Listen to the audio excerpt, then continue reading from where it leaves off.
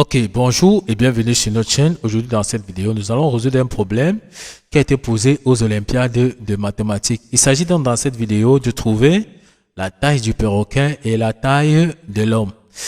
Sachant qu'on nous a donné deux images qu'on va tout simplement donc exploiter pour pouvoir donc résoudre l'exercice.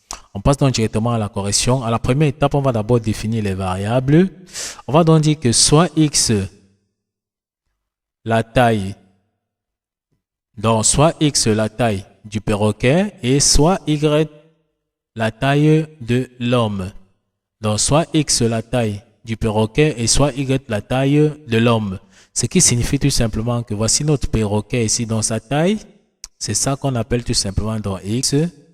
Dans sa taille, nous allons l'appeler tout simplement dans x, qui est dans la taille du perroquet, comme nous avons dit. Et maintenant, la taille de l'homme, on va appeler ça, nous avons appelé ça tout simplement dans y, dans la taille de l'homme, la distance qui tend d'ici jusqu'ici, qui est dans la taille de l'homme. On a appelé ça y. Une fois que nous avons donc fini de définir les variables, on va passer directement à la mise en équation. Or, si nous observons dans la première image ici, on nous a donné la distance totale ici qui est donc 200. Or, si on veut trouver la taille de l'homme ici que nous avons donc appelé y, il suffit de prendre la distance totale qui est 200 moins la distance x, donc c'est-à-dire x qui est dans la taille du perroquet.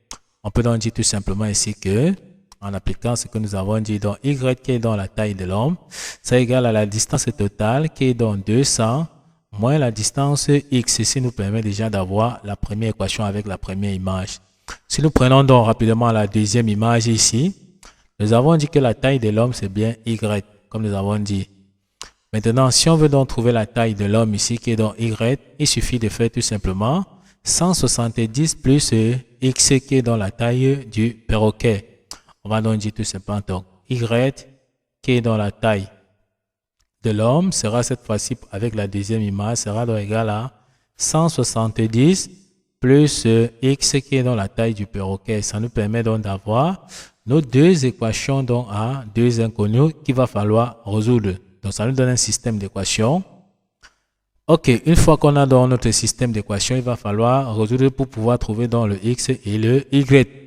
Nous allons utiliser la méthode de combinaison parce que nous voyons rapidement ici que les coefficients de x ici sont déjà opposés. D'accord? Ce qui signifie qu'en additionnant membre à membre, les x vont s'annuler, ça va donner 0 et on va rester avec les y. Donc, additionnons donc déjà membre à membre.